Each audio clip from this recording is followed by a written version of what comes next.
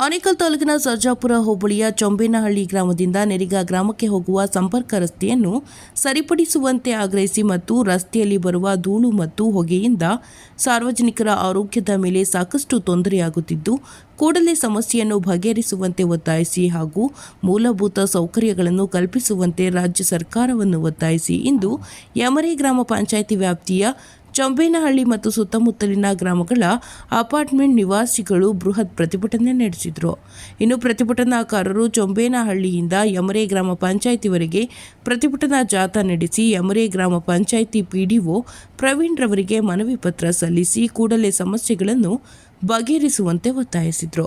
ಇನ್ನು ಪ್ರತಿಭಟನೆಯಲ್ಲಿ ಚೊಂಬೇನಹಳ್ಳಿ ರೈಸಿಂಗ್ ಮತ್ತು ಚೊಂಬೇನಹಳ್ಳಿ ಮತ್ತು ಸುತ್ತಮುತ್ತಲಿನ ಗ್ರಾಮಗಳ ಅಪಾರ್ಟ್ಮೆಂಟ್ ನಿವಾಸಿಗಳು ಹಾಜರಿದ್ದರು.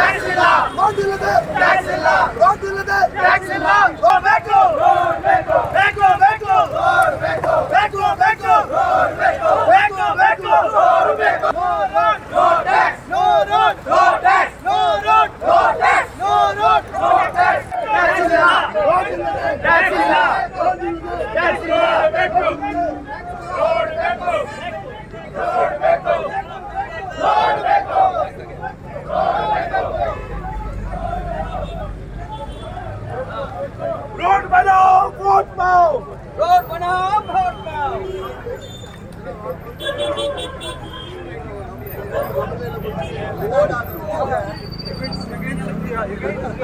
We want road, we want road, we want road, we want road, we want road, we want road, we want road, we want road, we want road, we want road. Road देखो panchayat road देखो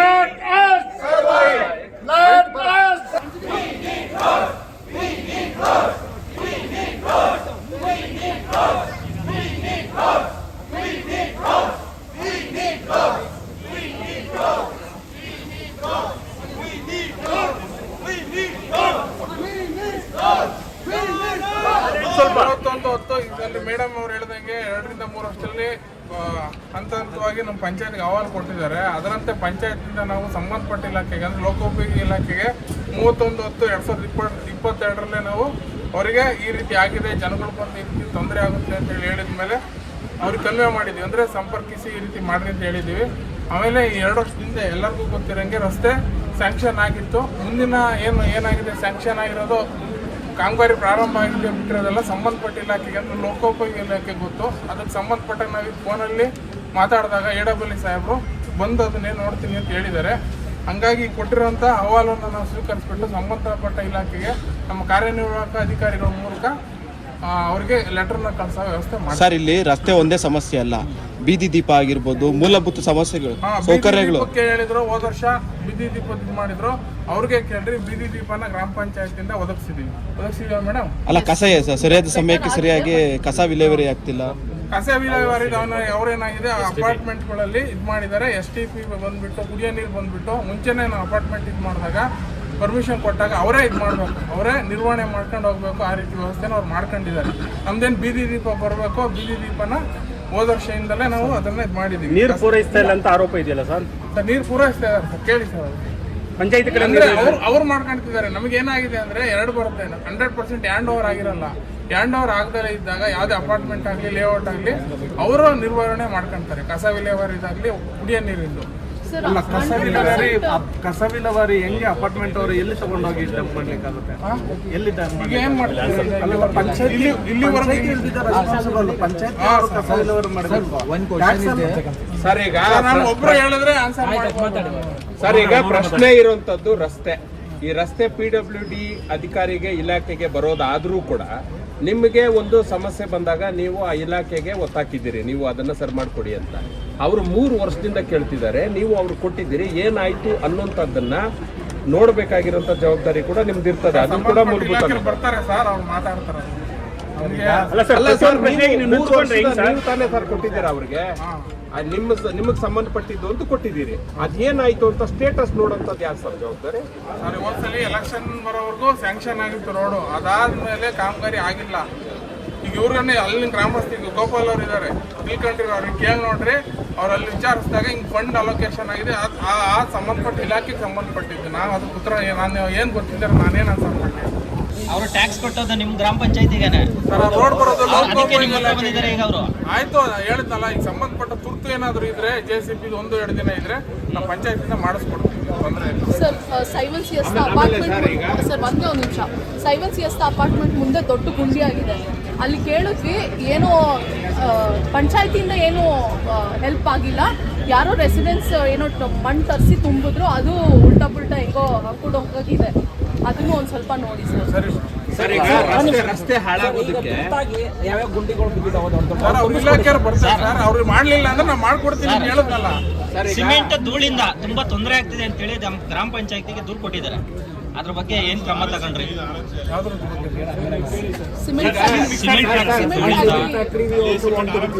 sir, ಈಗ ರಸ್ತೆ ಹಾಳಾಗೋದಕ್ಕೆ ಸುಮಾರು ಕಾರಣಗಳಿದಾವೆ. ಒಂದು RMC ಇದು ಮಾಡಿರುವಂತಹ ಕಾರ್ಖಾನೆಗಳಿರ್ಬೋದು, tonnage ಮೀರಿರುವಂತಹ ವಾಹನಗಳು ಓಡಾಟ ಇರ್ಬೋದು. ಆಕ್ಚುಲಿ ರಸ್ತೆ ಆ ವಾಹನಗಳು ಓಡಾಟದಿಂದ ರಸ್ತೆ ಹಾಳಾಗಿದೆ. ಇದರಿಂದ ಅನುಭವಿಸ್ತಾ ಇರೋಂಥ ತೊಂದರೆ ಯಾರು? ನಿವಾಸಿಗಳು. ಈಗ ಅದು ನಿಮ್ಮ ವ್ಯಾಪ್ತಿಗೆ ಬರುತ್ತಾ ಇಲ್ವೋ? ಬರುತ್ತೆ. ಈಗ ಅದು ಟ್ಯಾಕ್ಸ್ ಕಟ್ಟೋದು ಯಾರಿಗೆ? RMC ಇದು RMC ನಾವು ಪಂಚಾಯತಿಂದ ಯಾವುದು ಪರ್ಮಿಷನ್ ಕೊಟ್ಟಿಲ್ಲ ಅಂತಂದ್ರೆ ನೀವೇನ್ ಕ್ರಮ ತಗೊಂಡಿದ್ದೀರಿ? ನಾವು ಅವ್ರಿಗೆ ಈ ಸಲ ವಾರ್ಡ್ ಸಭೆಗಳಲ್ಲಿ ನಮಗೆ ಗ್ರಾಮ ಸಭೆಗಳಲ್ಲಿ ಇದು ಮಾಡಿದ್ದೀವಿ. ಹೋದ್ಸಲ ಕೆಲವ್ರಿಗೆ ನೋಟಿಸ್ ಕೊಟ್ಟು ಇದು ಮಾಡಿದ್ದು. ಇನ್ನು ಮುಂದೆ ಆಗ್ದಂಗೆ ಗಮನ ಹರಿಸ್ತೀವಿ. ಸರ್, ಈಗ ಅವರು ಅನುಮತಿ ನೀವು ಕೊಟ್ಟಿಲ್ಲ, ಅದು ನಡೀತಾ ಇದೆ, ರಸ್ತೆ ಹಾಳಾಗಿದೆ, ಸಮಸ್ಯೆ ನಿಮ್ಮ ಪಂಚಾಯತ್ ಇದೆ. ನೀವೇನ್ ಹೇಳ್ತಾ ಇದ್ರಿ? ರಸ್ತೆ ನಮ್ಮ ಇಲಾಖೆಗೆ ಬರಲ್ಲ ಅಂತ ಹೇಳ್ತಾ ಇದ್ದಾರೆ. ಅದು ಎಲ್ರಿಗೂ ಗಮನಕ್ಕೆ ಬಂದಿದೆ. PWD ಇಲಾಖೆದು ಅದು ನಿರ್ವಹಣೆ ಮಾಡಬೇಕಾಗಿರುವಂತದ್ದು ಅದು. ಆದ್ರೆ ರಸ್ತೆ ಹಾಳಾಗೋದಕ್ಕೆ ಕಾರಣ ಯಾವುದು? RMCಗೆ ಅನುಮತಿ ನೀವು ಕೊಟ್ಟಿಲ್ಲ ಅಂತಂದ್ರೆ ಪಂಚಾಯತಿ ಏನ್ ಕ್ರಮ ತಗೊಂಡಿದ್ದೀರಿ? ಬರೀ ದಾಖಲೆಗಳಲ್ಲಿ ನೋಟಿಸ್ ಕೊಟ್ಟಿದ್ದೀರಿ, ಅವ್ರಿಗೆ ಬನ್ನಿ ಅಂತ ಹೇಳಿದ್ದೀರಿ. ಅವ್ರು ಬರ್ತಾರೆ, ಹೋಗ್ತಾರೆ, ಏನೇನಾಗಿದೆ ಅನ್ನೋಂಥ ಸಾರ್ವಜನಿಕರ ಮಾಹಿತಿ ಇಲ್ಲ. ಗ್ರಾಮ ಸಭೆಗಳಲ್ಲಿ ಇದನ್ನ ಬ್ರೀಫ್ ಆಗಿ ನೀವು ಹೇಳಿರಲ್ಲ. ಜನಪ್ರತಿನಿಧಿಗಳು, ಆ ಸಂಬಂಧಪಟ್ಟಂತ ಜನಪ್ರತಿನಿಧಿಗಳು ಇಲ್ಲಿಲ್ಲ, ಅವರೇ ಅಧ್ಯಕ್ಷರು ಅನ್ನೋಂಥದ್ದು ಮಾಹಿತಿ. ಯಾಕೆ ಸುಮ್ಮನೆ ಇದ್ದೀರಿ? ಸುಮ್ಮನೆ ಹಾಕಿದ್ದೀವಿ. ಇವಾಗ ಅಧಿಕಾರಿಗಳೀಗ ಅನುಮತಿ ಇಲ್ಲ ಅಂತ ಅಂದ್ಮೇಲೆ ನಡೆಸೋದಕ್ಕೆ ಪರ್ಮಿಷನ್ ಯಾರು ಸರ್ ಕೊಡ್ತಾರೆ? ಪರ್ಮಿಷನ್ ಇಲ್ಲ ಅಂತಂದ್ರೆ ನೀವು ಕ್ರಮ ತಗೊಳ್ಳೋದಕ್ಕೆ ವಿಳಂಬ ಯಾಕೆ? ನಾನು ಹೇಳ್ತಿರೋದು ನಿಮ್ಗೆ, ನಮ್ಮ ಪಂಚಾಯತಿ ವ್ಯಾಪ್ತಿಗೆ ಬಂದಿರೋ ಮಾತ್ರ ಪರ್ಮಿಷನ್ ಇನ್ನೊಂದು ಮಾಡ್ಬೋದು. ಕೆಲವು ಏನಾಗುತ್ತೆ, ಈಗ ನೀವು ಹೇಳಿದ್ರಿ, ಕೆಲವು ಪೊಲೀಸ್ ಇಲಾಖೆಗೆ ಬರುತ್ತೆ, ಇಷ್ಟು ಎಲ್ಲ ಇದು ಮಾಡೋಕೆ RTO ಬರುತ್ತೆ. ಸ್ಥಳೀಯ ಆಡಳಿತಕ್ಕೆ ಆ ಸಂಬಂಧಪಟ್ಟಂತ ಯಾವುದೇ ಕಾರ್ಖಾನೆ ಆಗ್ಲಿ ನಿಮ್ಮ ಅನುಮತಿ ಇಲ್ಲದೆ ನಡೆಯೋದಕ್ಕೆ ಆಗೋದಿಲ್ಲ. ಸರ್ವೆ ನಂಬರ್ಗಳಲ್ಲಿ ಇದ್ರೆ ನಾನು ಹೇಳ್ತಿರೋದು ಕಂದಾಯ ಇಲಾಖೆ ಅವ್ರ ವ್ಯಾಪ್ತಿಗೆ ಬರುತ್ತೆ. ನೀವು ಪರಿಶೀಲನೆ ಮಾಡಿದ್ದೀರಾ? ನೀವು ಪರಿಶೀಲನೆ ಮಾಡಿದ್ದೀರಾ? ಪರಿಶೀಲನೆ ಮಾಡಿದ್ದೀವಿ ಸರ್. ನಮ್ಮ ಪಂಚಾಯತಿಂದ ಯಾವುದೇ ಪರ್ಮಿಷನ್ ಕೊಟ್ಟಿಲ್ಲ, ಅದಂತೂ ನಿಜ. ಈಗ RMC ಇರೋದಿಲ್ಲ. ನಿಯಮಕ್ಕಿಂತ ಟೆನೇಜ್ ಜಾಸ್ತಿ ಆಗ್ತಾರಲ್ಲ, ಅವು ಹಾಕೋದು ಅರ್ಧ ಇಂಚು ಅವ್ರು ಟೆನೇಜ್ ಹಾಕೊಂಡು ಹೋಗ್ತಾ ಇದ್ದಾರೆ, ರಸ್ತೆಗಳಲ್ಲಿ ಹಾಳಾಗ್ತಾ ಇರುತ್ತಲ್ಲ ಸರ್, ಅದಕ್ಕೆ ಕ್ರಮ ತಗೋಬೇಕು. ಆಯ್ತು ಸರ್, ಮುಂದೆ ಕ್ರಮ ತಗೊಂಡು ಟನ್ನೇಜ್ ಆರ್ಟಿ ಒಂದು ಕೇಳೋಣ ಆಮೇಲೆ. ಈಗ RMCದು ನಿಮ್ಮ ವ್ಯಾಪ್ತಿಗೆ ಬರುತ್ತಾ ಇಲ್ಲ ಸರ್, ನೀವು ಗಮನಿಸಿದಾಗೆ. ನಾನು ಹೇಳ್ತಿರೋದು ನಮ್ಮ ಗ್ರಾಮ ಠಾಣ ಅಥವಾ ಕನ್ವರ್ಷನ್ ಲ್ಯಾಂಡ್ ಆಗಿದ್ರೆ ನಾವು ಕೊಟ್ಟಿರ್ತೀವಿ ಲೈಸೆನ್ಸ್. ಸರ್ ನಿಮಗೆ ಮಾಹಿತಿ ಇದೆಯಾ ಇಲ್ಲ? ನಿಮ್ಮ ಪಂಚಾಯತಿ ಅಡಿಯಲ್ಲಿ ಬರುತ್ತಾ ಇಲ್ವಾ? ಏನದು ನಿಮ್ಮ ವ್ಯಾಪ್ತಿಗೆ ಬರ್ತದ ಅಥವಾ ಸರ್ವೆ ನಂಬರ್? ನಮ್ಮ ಪಂಚಾಯತಿ ವ್ಯಾಪ್ತಿಲಿ ಯಾವ್ದಾದ್ರು ಇದ್ರೆ ನಮ್ಮಂದ್ರೆ ಗ್ರಾಮ ಠಾಣ ಅಥವಾ ಈಗ RMC ಇದೆಯಾ ಇಲ್ಲ ನಿಮ್ಮ ವ್ಯಾಪ್ತಿಯಲ್ಲಿ? ಇಲ್ಲ ಸರ್, ನಾವು ಪರ್ಮಿಷನ್ ಯಾವ್ದು ಕೊಟ್ಟಿಲ್ಲ. ನೀವು ಕೊಟ್ಟಿಲ್ಲ ಸರ್, ಇದೆಯಾ ಇಲ್ಲ ಅಂತ. ನಿಮ್ಮ ವ್ಯಾಪ್ತಿಗೆ ಬರುತ್ತಾ ಇಲ್ಲ? ಸರ್ವೆ ನಂಬರ್ಗಳಲ್ಲಿ ಇರ್ಬೋದು, ಸರ್ವೆ ನಂಬರ್ಗಳಲ್ಲಿ ಇರ್ಬೋದು, ಕಂದಾಯ ಇಲಾಖೆ ವ್ಯಾಪ್ತಿ ಬರುತ್ತದೆ ಸರ್. ಅದು ನಿಮ್ಮ ವ್ಯಾಪ್ತಿ ಅಲ್ವಾ ಸರ್? ನಮ್ಮ ವ್ಯಾಪ್ತಿನೇ, ಅದರಲ್ಲಿ ಸರ್ವೆ ನಂಬರ್ ಲೈಸೆನ್ಸ್ ಕೊಡಕ್ ಬರುತ್ತೆ ಹೇಳ್ರಿ. ನನ್ನ ವ್ಯಾಪ್ತಿ ಅಂದ್ರೆ ಆ ಟೈಪ್ ಹೇಳ್ತಿಲ್ಲ, ನಮ್ಮ ಬೌಂಡ್ರಿ ಭೌಗೋಳಿಕವಾಗಿ ಹೇಳ್ತಿಲ್ಲ, ನಮ್ಗೆ ಅಧಿಕಾರ ವ್ಯಾಪ್ತಿ ಹೇಳ್ತಿರೋ. ಭೌಗೋಳಿಕವಾಗಿ ನಿಮ್ಮ ಅಧಿಕಾರ ವ್ಯಾಪ್ತಿಯಲ್ಲಿರುವಂತಹ ಯಾವುದೇ ಕಾರ್ಖಾನೆ ಆಗಲಿ ಅದರ ತೆರಿಗೆ ಪಂಚಾಯತಿ ಕಟ್ತಾರೆ, ಕಂದಾಯ ಇಲಾಖೆ ತಹಸೀಲ್ದಾರ್ ಆಫೀಸ್ ಕಟ್ಟಲ್ಲ. ಸರ್ವೆ ನಂಬರ್ ಕಂದಾಯ ಇಲಾಖೆ ಕಟ್ತಾರೆ, ಸರ್ವೆ ನಂಬರ್ದು ನಿಮ್ ಪಂಚಾಯತಿ ಇದೇನೋ ಇದಿಲ್ಲ. ಇಲ್ಲ, ಮೂಲಭೂತ ಸೌಕರ್ಯಗಳು ಕೊಡೋ ಬಗ್ಗೆ ಏನ್ ಮಾಡ್ತೀರಿ ನೀವು? ಅದಕ್ಕೆಲ್ಲ ನಾವು ಇದು ಮಾಡಿಲ್ಲ. ಕುಡಿಯೋ ನೀರಿಗೆ ಉದಾಹರಣೆ ಸರ್ವೆ ನಂಬರ್ ಕಟ್ಟಿರ್ತಾರೆ, ಬೀದಿ ದೀಪ ಇವ್ರು ಹೇಳಿದ್ರು, ಅವಕ್ಕೆಲ್ಲ ಹಾಕೊಟ್ಟಿದೀವಿ. ಒಂದು ಸ್ಥಳೀಯವಾಗಿ ಏನಾದರೂ ಮಾಡಬೇಕಾದ್ರೆ ಪವರ್ ತಗೋಬೇಕಾದ್ರೆ ಪಂಚಾಯತಿ ಪರ್ಮಿಷನ್ ಬೇಕು. ಅದೆಲ್ಲ ಯಾವ ರೀತಿ ತಗೊಂಡ್ರಿ ಇವರು ಅಂತ ತಮ್ಮ ಪಂಚಾಯತಿಯಿಂದ ಕೊಟ್ಟಿಲ್ವಾ? ಮಾಹಿತಿ ಇಲ್ಲ. ನನಗೆ ಗೊತ್ತಿರೋದು ಹೇಳ್ಬೋದು, ಗೊತ್ತಿಲ್ದಿರೋದು ನಾನೇನು ಹೇಳೋದು. ಆಯ್ತಾ, ನೋಟಿಸ್ ಕೊಟ್ರೆ ಆಯ್ತು ಹೇಳಿದ್ರಲ್ಲ ಈಗ ನೋಟಿಸ್ ಕೊಡೋಣ, ಇದು ಮಾಡೋಣ.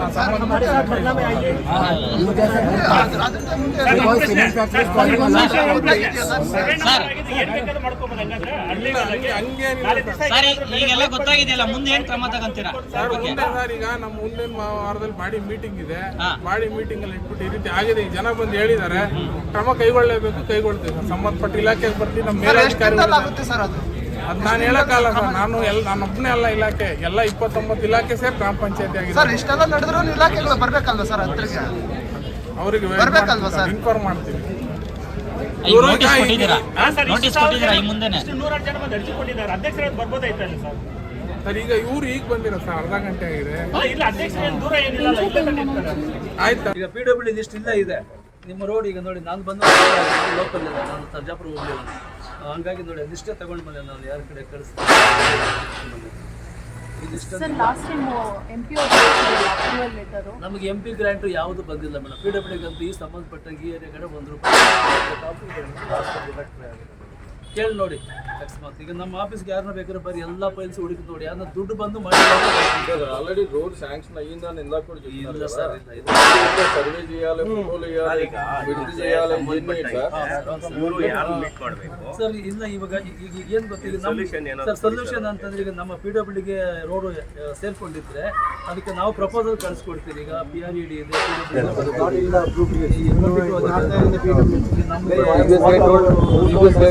ಇವರು AW ಅವರು ಒಂದ್ಸರಿ ವೆರಿಫೈ ಮಾಡೋಣ, ಒಂದ್ಸಾರಿ ಬಂದಿ ಅಂತ ಹೇಳಿದ್ರೆ ನಾನು ಹೋಗಿ ನೋಡ್ತೀನಿ, ಮಾತಾಡ್ಬಿಟ್ಟು PWDಗೆ ಏನಾದ್ರು ಅಪ್ಗ್ರೇಡೇಷನ್ ಆಗಿದೆ. ಈಗ ನಾನು ಬಂದು 1 ತಿಂಗಳಾಗಿದೆ, ಅದು ಏನಾದರೂ ಅಕಸ್ಮಾತ್ ನಮಗೆ ವ್ಯಾಪ್ತಿಗೆ ಬರ್ತದೆ ಅಂತಂದರೆ ನಾನು ಇಮಿಡಿಯೇಟ್ ಆಗಿ ಅದನ್ನು ಪ್ರಪೋಸಲ್ನ MLA ಸಾಹೇಬ್ರ ತಗೊಂಡು ಡಿಸ್ಕಷನ್ ಮಾಡಿ ಗೌರ್ಮೆಂಟ್ಗೆ ಒತ್ತಾಕ್ಬಿಟ್ಟು ಏನಾದರೂ ಮಾಡೋಣ. ಪ್ರತಿಯೊಂದು ಸಮಸ್ಯೆಗಳ ಪರಿಹಾರ ಇದೇ ಇರ್ತದೆ. ಈಗ ನಾವು ನಮ್ಗೆ ಇಷ್ಟಲ್ಲಿ ಇಲ್ಲ ಅದು. ಸರ್ ನಿಮಗೆ ಬಂದಿಲ್ಲ ಅಂದ್ರೆ ನೆಕ್ಸ್ಟ್ ಏನು ಮಾಡ್ಬೇಕು ನಾವು? ಏನಿಲ್ಲ ಮೇಡಮ್, ಈಗ ಅದೇ ಈಗ ನೋಡಿ, ಈಗ PWD ಲಿಸ್ಟಲ್ಲಿ ಇಲ್ಲ, ಈಗ PRED ಲಿಸ್ಟಲ್ಲಿ ಅಥವಾ PMGSYಯಲ್ಲಿ ಚೆಕ್ ಮಾಡ್ತೀವಿ. MP ಫಂಡ್ ಅಲ್ಲಿ ಬರುತ್ತಾ? ಅವರು ನಮ್ಗೆ ಹ್ಯಾಂಡ್ ಓವರ್ ಮಾಡಬೇಕು, ಅಪ್ಗ್ರೇಡೇಷನ್ ಆಗಿದೆ. ಹ್ಯಾಂಡ್ ಓವರ್ ಮಾಡಿಲ್ಲ ಇದುವರೆಗೂ, PWD ಅವರು ಹ್ಯಾಂಡ್ ಓವರ್ ಮಾಡಿಲ್ಲ. PMGSY ಆದ್ರೆ ನಮ್ಗೆ ಹ್ಯಾಂಡ್ ಓವರ್ ಮಾಡಿಲ್ಲ. PMGSY ಸಪ್ರೇಟ್ RDPR ಹ್ಯಾಂಡ್ ಬರುತ್ತೆ. ಅದು RDPR ಅವ್ರ ಸಂಬಂಧಪಟ್ಟ ಆಫೀಸರ್ಗೆ ನೀವು ಸ್ವಲ್ಪ ಕನ್ಸಲ್ಟ್ ಮಾಡಿ, ಸರ್ ಇದರ PMGSY ಮಾಡಿರೋದು ನೀವು ಹ್ಯಾಂಡ್ ಓವರ್ ಮಾಡಿದ್ದೀರಾ, PWDಗೆ ಹ್ಯಾಂಡ್ ಓವರ್ ಮಾಡಿದ್ದೀರಾ ಅಥವಾ ಇಲ್ಲ ಸರ್ ಪರಿಚಯ ಮಾಡಿ ನಾನು ಅದೆಲ್ಲ ನಾವೇ ಮಾಡೋದು, ನಾವು ಮಾಡೋಕ್ಕಾಗಲ್ಲ. ನಾನೇ ಮಾಡ್ತೀನಿ, ನಾನೇ ಹೋಗಿ ನೀವು ಮಾಡಬೇಕು, ನೀವು ಮಾಡಬೇಕು, ನಾವು ಮಾಡೋಕ್ಕಾಗಲ್ಲ. ಇನ್ನೊಂದೇನು ಹೇಳಿದಾರೆ ಸಾಹೇಬ್ರು, ಈಗ ಇನ್ನೊಂದ್ಸಲ ನೀವು ಫೋಟೋ ತಗೊಂಡು ಪ್ರಪೋಸಲ್ ಕಳಿಸಿ ಅಂತ ಹೇಳಿದ್ದಾರೆ. ಆಮೇಲೆ ನಾನು PRED ಅಂಚಿನಾಳ್ ಸಾಹೇಬ್ರ ಹತ್ರ ಮಾತಾಡಿದೆ, ಪಂಚಾಯತ್ ರಾಜ್ ಇಂಜಿನ್ ಉಪಯೋಗ ಅಂತ. ಇವರು PWD ಅವ್ರ ಹತ್ರ ಮಾತಾಡಿದಕ್ಕೆ ಅವರು ಒಂದು 90 ಕ್ರೋರ್ದಿಂದ ನಮ್ಮ ಆನೆಕಲ್ ವ್ಯಾಪ್ತಿಯಲ್ಲಿ ಜಾಸ್ತಿ ಮಳೆ ಬಂದಿರೋದ್ರಿಂದ ಪ್ರಪೋಸಲ್ ಕಳಿಸ್ತಿದ್ದೀವಿ, ನಮಗೂ ಒಂದು ಲೆಟರ್ ಕೊಟ್ರಿ, ಇವ್ರಿಗೂ ಒಂದು ಲೆಟರ್ ಕೊಟ್ರಿ ಅಂತಾರೆ. ಸಂಬಂಧಪಟ್ಟ ಎಲ್ಲರೂ ಲೆಟರ್ ಕೊಡ್ತೀನಿ. ಗಳಿಂದ ಪಂಚಾಯತು MP MLA ಎಲ್ಲರ ಹತ್ರನೂ ಹೋಗಿ ಕಂಟಿನ್ಯೂಸ್ ಆಗಿ ಅಟ್ಲೀಸ್ಟ್ 10 ಇಂದ 15 ಟೈಮ್ಸು ಲೆಟರ್ ಕೊಟ್ಟು ರಿಕ್ವೆಸ್ಟ್ ಮಾಡ್ಕೊಂಡಿದ್ದೀವಿ. ಚಂಬೇನಹಳ್ಳಿಯಿಂದ ನೆರಿಗೆವರೆಗೂ ರೋಡ್ ಸರಿ ಮಾಡಿಕೊಡಿ. ಆಲ್ಮೋಸ್ಟ್ ಅಪ್ರಾಕ್ಸಿಮೇಟ್ಲಿ 2 ಕಿಲೋಮೀಟರ್ ಸ್ಟ್ರೆಚ್, ಅದಕ್ಕಿಂತ ಒಳಗಡೆನೇ ಇದೆ. ಎಲ್ಲರೂ ಇವ್ರ ಮೇಲೆ ಅವ್ರ ಮೇಲೆ ಇವರು ಬ್ಲೇಮ್ ಮಾಡ್ತಾನೆ ಇದ್ದಾರೆ ಹೊರತು ನಮ್ಮ ರೋಡ್ ಅಂತೂ ಇನ್ನೂ ಸರಿಯಾಗಿಲ್ಲ. ಆಕ್ಸಿಡೆಂಟ್ಗಳಾಗ್ತಾ ಇದೆ, ಮಕ್ಕಳು ಹುಷಾರಿಲ್ದಂಗೆ ಆಗ್ತಿದ್ದಾರೆ, ಬೀಳ್ತಾ ಇದ್ದಾರೆ. ಅಷ್ಟೊಂದು ಡಸ್ಟ್ ಪೊಲ್ಯೂಷನ್ ಇದೆ, ಸಿಮೆಂಟ್ ಫ್ಯಾಕ್ಟ್ರಿ ಗಾಡಿಗಳು ಓಡಾಡ್ತಾನೆ ಇರ್ತವೆ.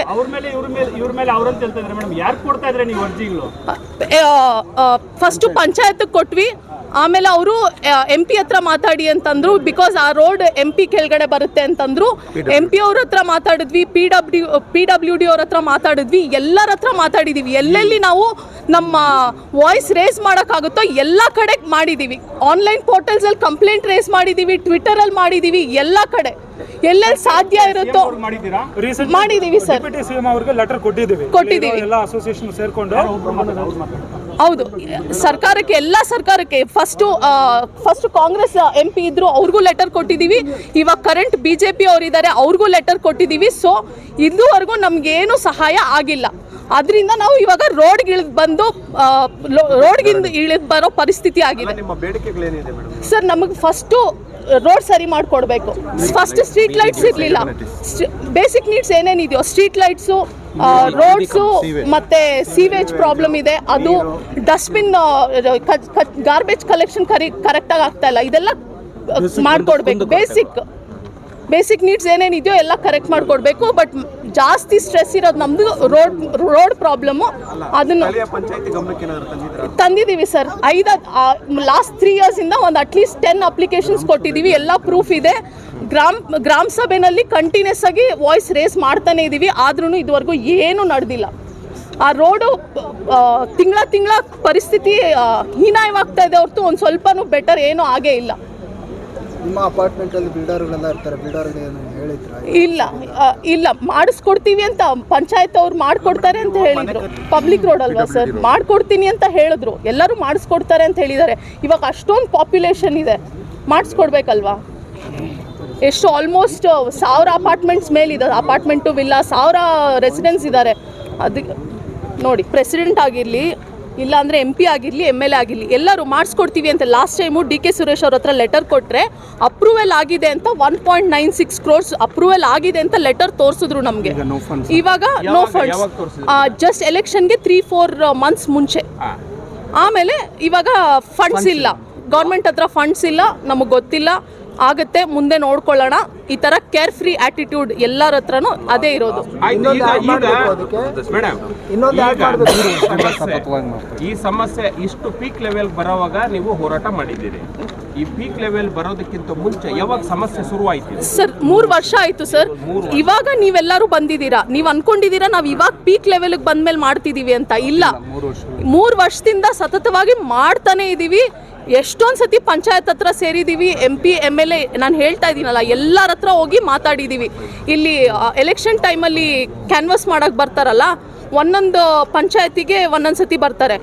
ಎಲ್ಲ ಅಲ್ಲಿ ನೆರಿಗೆ ಪಂಚಾಯತಿ ಬಂದ್ರಲ್ಲ, ಅಲ್ಲಿ ಹೋಗಿ ಮಾತಾಡಿದ್ದೀವಿ. ಇಲ್ಲಿ ಬಂದಾಗ ಇಲ್ಲಿ ಮಾತಾಡಿದ್ದೀವಿ. ಇನ್ನೊಂದು ಕಡೆ ಹೋಗಿ ಲೆಟರ್ ಕೊಟ್ಟಿದ್ದೀವಿ. ಎಲ್ಲೆಲ್ಲಿ ಸಿಗ್ತಾರೋ ಅಲ್ಲೆಲ್ಲ ಹೋಗಿ ಲೆಟರ್ ಕೊಟ್ಟಿದ್ದೀವಿ ಸರ್. ಈಗ ಯಾರು ಬರ್ತಾರೆ ಮೇಡಮ್ ನಿಮ್ಮ ಜನಪ್ರತಿನಿಧಿ ಸ್ಥಳೀಯವಾಗಿ ನೀವು ಆಯ್ಕೆ ಮಾಡಿರೋಂಥವರು? ಸುಲೋಚನಾ ಅನ್ನೋರು ಇದ್ದಾರೆ, ಅವ್ರನ್ನ ಕರೆದಿದ್ದೀವಿ. ಬರ್ತಾರೋ ಇಲ್ವೋ ಗೊತ್ತಿಲ್ಲ ಸರ್, ನೋಡ್ಬೇಕು, ವೆಯ್ಟ್ ಮಾಡ್ತೀವಿ. ಅವರು ನಿಮ್ಮ ಹೋರಾಟಕ್ಕೆ ಧ್ವನಿ ಆಗ್ಬೇಕಾಗಿತ್ತು. ಹೌದು, ಆಗಬೇಕಾಗಿತ್ತು. ಬಟ್ ಇದುವರೆಗೂ ಅಂತೂ ಆಗಿಲ್ಲ ಸರ್. ಅವರು ಎಲ್ಲೂ ವಾಯ್ಸ್ ರೇಸ್ ಮಾಡಿದ್ದಾರೆ. ಅವರ ಮೂಲಕ ಅಧಿಕಾರಿಗಳನ್ನ ತರಾಟೆಗೆ ತೆಗೆದುಕೊಂಡು ನಿಮ್ಮ ಸಮಸ್ಯೆಗಳನ್ನ ಬಗೆಹರಿಸಬೇಕಾಗಿರುವಂತದ್ದು ಅವರ ಮೊದಲ ಆದ್ಯ ಕರ್ತವ್ಯ. ಹೌದು, ಆದ್ರೆ ಮಾಡಿಲ್ಲ. 5 ವರ್ಷ ಒಂದು ಸಾರಿ ಓಟ್ ಕೊಟ್ಟ ಮೇಲೆ ಅವರು ನಿಮ್ಮ 5 ವರ್ಷ ನಿಮ್ಮನ್ನ ಕಾಪಾಡ್ಕೊಳ್ಬೇಕು. ಹೌದು, ಅವ್ರಿಲ್ಲ. ಹೌದು. ನಿಮ್ಮ ಆರೋಪ ಏನೀಗ? ಏನಿಲ್ಲ ಸರ್, ಏನು ಸಮರ್ಥನೆ ಇಲ್ಲ ಸರ್. ರಿಕ್ವೆಸ್ಟ್ ಮಾಡ್ಕೊಳ್ಳೋದಷ್ಟೇ. ನಮ್ಗೇನು ಬೇಸಿಕ್ ನೆಸೆಸಿಟೀಸ್ ಬೇಕು. ಒಂದು ವೇಳೆ ನಿಮ್ಮ ಈ ಬೇಡಿಕೆಗಳಿಗೆ ಸ್ಪಂದಿಸಿಲ್ಲ ಅಂತ ಇಟ್ಕೊಳ್ಳಿ, ಅದು ಗ್ರಾಮ ಪಂಚಾಯತಿ ಆಗ್ಬೋದು, PWD ಆಗ್ಬೋದು, ಶಾಸಕರಾಗ್ಬೋದು, ಯಾರೇ ಆಗ್ಬಹುದು, ಏನ್ ನಿಮ್ಮ ಹೋರಾಟ ತೀವ್ರತೆ? ಇದನ್ನೇ ಕಂಟಿನ್ಯೂ ಮಾಡ್ತೀವಿ. ಪ್ರಾಬಬ್ಲಿ ಇನ್ನ ಜಾಸ್ತಿ ಜನ ಸೇರ್ಕೋತೀವಿ. ಮೇ ಬಿ ಮುಂದೆ ರೋಡ್ ಬ್ಲಾಕ್ ಮಾಡ್ಬೋದು, ಗೊತ್ತಿಲ್ಲ. ಬಟ್ ನಾವು ಈ ಪ್ರೊಟೆಸ್ಟ್ ಅಂತೂ ಕಂಟಿನ್ಯೂ ಮಾಡ್ತಾನೆ ಇರ್ತೀವಿ.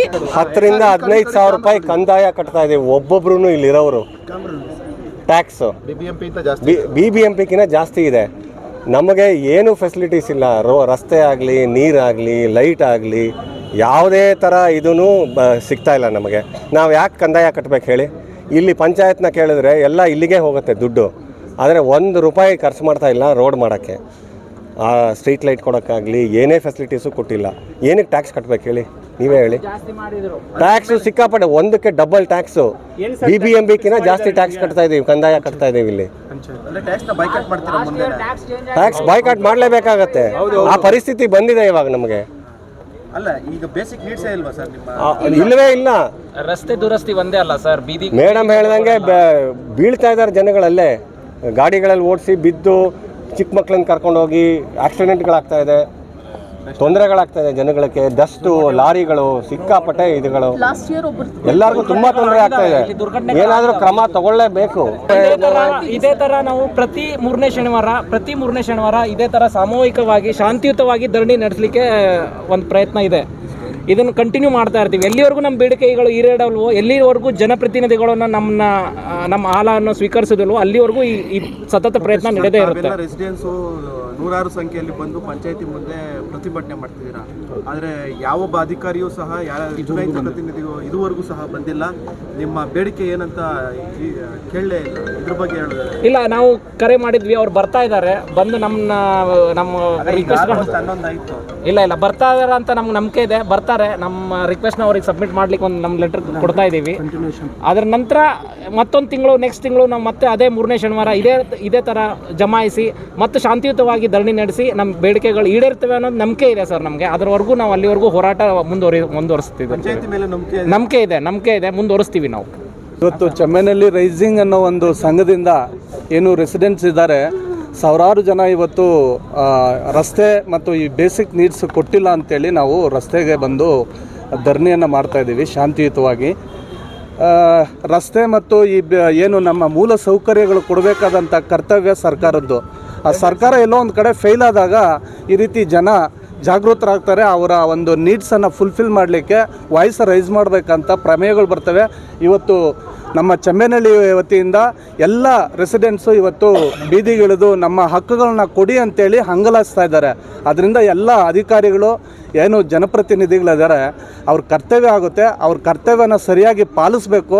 ಆ ಬೇಸಿಕ್ ನೀಡ್ಸ್ ಏನು ಆ ರಸ್ತೆಗಳಲ್ಲಿ ಓಡಾಟ ಮಾಡಲಿಕ್ಕಾಗಲ್ಲ ನೋಡಿ. ಇವತ್ತು ಮಕ್ಕಳು ಬಂದಿದ್ದಾರೆ, ಅವರು ಸೈಕ್ಲಿಂಗ್ ಮಾಡೋಕ್ಕಾಗಲ್ಲ, ನಾವು ನಡ್ಕೊಂಡು ಹೋಗ್ಲಿಕ್ಕಾಗಲ್ಲ, ನಾವು ಶಾಲಾ ಬಸ್ಸುಗಳಲ್ಲಿ ಹೋಗ್ತಾ ಇರ್ತೀವಿ, ಅದು ಹೆಂಗೋ ಆಕ್ಸಿಡೆಂಟ್ ರೀತಿಯಲ್ಲಿ ನಮ್ಮನ್ನು ಕರ್ಕೊಂಡು ಹೋಗ್ತಾರೆ, ಭಯ ಆಗುತ್ತೆ ಅಂತೇಳಿ ಆ ಅಳಲನ್ನು ಮಕ್ಕಳು ತಂದೆ ತಾಯಿ ಹತ್ರ ಬಂದು ಹೇಳ್ತಾರೆ. ಅದಕ್ಕೋಸ್ಕರ ನಾನು ಎಲ್ಲ ಜನಪ್ರತಿನಿಧಿಗಳಲ್ಲಿ ಹಾಗೂ ಸರ್ಕಾರಿ ಅಧಿಕಾರಿಗಳಲ್ಲಿ ಅತ್ಯಂತ ಕಳಕಳಿಯಿಂದ ಮನವಿ ಮಾಡ್ಕೊಳ್ತೇನೆ. ಏನು ಇವತ್ತು ಚೆಮ್ಮೈನಹಳ್ಳಿ ರೆಸಿಡೆಂಟ್ಸ್ ಇವರು ಮೆಮೊರಂಡಮ್ ಕೊಡ್ತಿದ್ದಾರೆ, ಅದರಂತೆ ಸ್ಪಂದಿಸಬೇಕು. ಸ್ಪಂದಿಸದೇ ಇದ್ದಲ್ಲಿ ಮತ್ತೆ ಮುಂದಿನ ದಿನಗಳಲ್ಲಿ ನಾವೆಲ್ಲ ಏನು ಇನ್ನೂ ಜನ ಇದ್ದಾರೆ ಲೋಕಲ್ ಪೀಪಲ್ಸು, ಅವ್ರ ಜೊತೆಗೂಡಿ ನಾವು ಈ ಹೋರಾಟಕ್ಕೆ ನಾವು ಸಹ ಭಾಗಿಯಾಗ್ತೀವಿ ಅಂತೇಳಿ ನಾವು ತಿಳಿಸ್ಲಿಕ್ಕೆ ಬಯಸ್ತೇನೆ. ಜೈ ಹಿಂದ್. ಸ್ಥಳೀಯವಾಗಿ ನೀವೇ ಆಯ್ಕೆ ಮಾಡಿರುವಂಥ ಜನಪ್ರತಿನಿಧಿಗಳು ಇರ್ತಾರೆ. ಒಂದು ಏನು ಗ್ರಾಮ ಸಭೆಗಳಂತ ಏನು ಆಗ್ತಾರೆ, ಅದಕ್ಕೆ ವಾರ್ಡ್ ಸಭೆಗಳಂತ ನಡೆಸ್ತಾರೆ. ವಾರ್ಡ್ ಸಭೆ ವಾರ್ಡ್ ಸಭೆಗಳಲ್ಲಿ ನೀವು ಈ ದೂರನ್ನ ಅವರು ಮನದಟ್ಟು ಮಾಡಿದ್ದೀರಾ, ಮತ್ತೆ ಗ್ರಾಮ ಸಭೆಯಲ್ಲಿ ಇದನ್ನ ಮುಂದೆ ಇಟ್ಟಿದ್ದೀರಾ? ತಾವು ಒಳ್ಳೆ ಪ್ರಶ್ನೆ ಕೇಳಿದ್ರಿ. ಪ್ರತಿಯೊಂದು ವಾರ್ಡ್ ಸಭೆಯಲ್ಲಿ ನಮ್ಮ ಅಹವಾಲುಗಳನ್ನ ವಾರ್ಡ್ ಸಭೆಯಲ್ಲಿ ಕೊಟ್ಟಿದ್ದೀವಿ. ಅದಾದ ನಂತರ ಗ್ರಾಮ ಸಭೆಗಳಲ್ಲಿ ನಾವು ವಾಯ್ಸ್ ರೈಸ್ ಮಾಡಿದ್ದೀವಿ, ಆದ್ರೂ ಸಹ ಯಾರೂ ಸ್ಪಂದಿಸ್ತಾ ಇಲ್ಲ. ಇವಾಗ ಗ್ರಾಮ ಪಂಚಾಯತಿ PDO ಕೊಟ್ಟಿದ್ದೀವಿ, ವಾರ್ಡ್ ಸಭೆಯಲ್ಲಿ ಯಾರೂ ಅಧಿಕಾರಿಗಳೇ ಬರಲ್ವೇ? 43 ಇಲಾಖೆಗಳಿದೆ, ಯಾರೋ ಒಂದು 10 ಇಲಾಖೆಗಳು ಬರ್ತಾರೆ, ಅವರು ಏನೋ ಒಂದು ಹೇಳಿ ನುಣ್ಚ್ಕೊಂಡು ಹೋಗ್ತಾ ಇರ್ತಾರೆ. ನೀವು ಸಾಕಷ್ಟು ಮೀಡಿಯಾಗಳು ನೋಡಿ, ಮೀಡಿಯಾಗಳಲ್ಲಿ ನಾನೇ ವಾಯ್ಸ್ ರೈಸ್ ಮಾಡಿದ್ದೀನಿ. ಏನು ನಮ್ಮ ಮೂಲ ಸೌಕರ್ಯಗಳಿದೆ ಗ್ರಾಮ ಸಭೆಗಳಲ್ಲಿ ಕೊಡ್ತೀವಿ, ನಾವು ಆದ್ಯತೆಯಾಗಿ ಕೆಲಸ ಕಾರ್ಯಗಳು ಮಾಡಬೇಕಾಗಿದೆ. ಕೋಟ್ಯಾಂತರ ರೂಪಾಯಿ ಇವತ್ತು ಏನು ರೆಸಿಡೆಂಟ್ಗಳು ಟ್ಯಾಕ್ಸ್ ಕಲೆಕ್ಟ್ ಮಾಡ್ತಿದ್ದಾರೆ ಪಂಚಾಯತಿ, ಇದೆಲ್ಲ ಎಲ್ಲೋ ಒಂದು ಕಡೆ ದುರ್ಬಳಕೆ ಆಗ್ತಾ ಇದೆ. ಅದನ್ನು ಯಾರು ಪ್ರಶ್ನೆ ಮಾಡ್ತಾ ಇಲ್ಲ. ಏನು ನೀವು ಅಧಿಕಾರಿಗಳ ಮೇಲೆ ಏನು ದೂರು ನೀಡ್ತಾ ಇದ್ದೀರಿ, ಅಧಿಕಾರಿಗಳ ಮೇಲೆ ಒಬ್ಬ ಜನಪ್ರತಿನಿಧಿ ಅಂತ ನೀವು ಆಯ್ಕೆ ಮಾಡಿರ್ತೀರಿ, ಅವ್ರ ಅಂಡರ್ ಅಲ್ಲಿ ಅಧಿಕಾರಿಗಳು ಬರ್ತಾರೆ. ಈ ಜನಪ್ರತಿನಿಧಿಯಲ್ಲಿ ಅವರು ಸಹ ಸ್ಪಂದನೆ ಮಾಡ್ತಿಲ್ಲ. ಏನು ವಾಟ್ಸಪ್ಪಲ್ಲಿ ನೀವು ಮೊದಲು ಪ್ರಶ್ನೆ ಮಾಡಬೇಕಿರುವಂತದ್ದು, ನೀವು ವೋಟ್ ಹಾಕಿ ಆಯ್ಕೆ ಮಾಡಿರುವಂತ ಜನಪ್ರತಿನಿಧಿ ನಿಮ್ಗೆ ಸ್ಪಂದನೆ ಮಾಡದೆ ಹೋದರೆ ಈಗ ನಾವು ಎಲ್ಲ ಕಡೆ ಫೇಲ್ಯೂರ್ ಆಗಿದ್ದೀವಿ. ಗ್ರಾಮ ಸಭೆಗಳಲ್ಲಿ, ಗ್ರಾಮ ವಾರ್ಡ್ಗಳಲ್ಲಿ ನಾವು ಅಹವಾಲುಗಳನ್ನ ಕೊಟ್ಟಿದ್ದೀವಿ. ತಾವುಗಳು ಅದನ್ನು PDO ಆಗಲಿ EO ಆಗಲಿ ಅವ್ರ ಹತ್ರ ಕೇಳಿದ್ರೆ ನಮ್ಮ ರೆಸಿಡೆನ್ಸ್ಗಳು ಎಷ್ಟು ಅಹವಾಲುಗಳನ್ನ ಕೊಟ್ಟಿದ್ದಾರೆ ಅನ್ನೋದು ಬೆಳಕಿಗೆ ಬರುತ್ತೆ. ನಾವೆಲ್ಲರೂ ನೋಡಿದ್ದೀವಿ, ಯಾವ ಪಾರ್ಟಿ ಲೀಡರ್ಸು ಬಂದು ಆ ರೋಡಲ್ಲಿ ಬಂದ್ಬಿಟ್ಟು ಯಾರು ವೋಟ್ ಕೇಳಿಲ್ಲ. ಆ ಲೆವೆಲ್ಗೂ ನಮ್ಮನ್ನು ಇಗ್ನೋರ್ ಮಾಡ್ತಾ ಇದ್ದಾರೆ. ಆ ಲೆವೆಲ್ಗೆ ನಮ್ಮನ್ನು ಇಗ್ನೋರ್ ಮಾಡ್ತಾರೆ. ನಾವೆಲ್ಲ ಜನಗಳಲ್ವಾ, ನಮ್ಮ ಹತ್ರ ವೋಟ್ಗಳಿಲ್ವಾ, ನಮಗೆ ರೈಟ್ಸ್ ಇಲ್ವಾ?